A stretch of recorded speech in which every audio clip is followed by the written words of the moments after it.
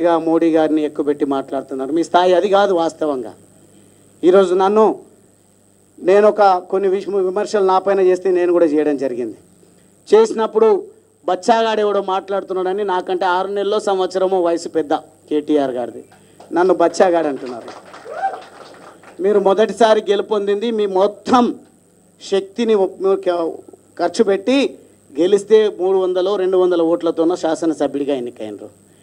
ఒక వలస కూలి బిడ్డనైనా నేను పార్లమెంట్ అభ్యర్థిగా నిలబడితే ఒక్కరు కూడా పని చేయకుండా ప్రజల గుండెల్లో ఉన్నటువంటి తెలంగాణ వాదం, ప్రజల గుండెల్లో ఉన్నటువంటి పేదవాడి పైన ప్రేమ, కులం చూడలేదు, మతం చూడలేదు, నాకు అద్భుతమైన ఓట్లు వేస్తే కొన్ని ఓట్లతో త్రుటిలో ఓటమి పాలు కావడం జరిగింది.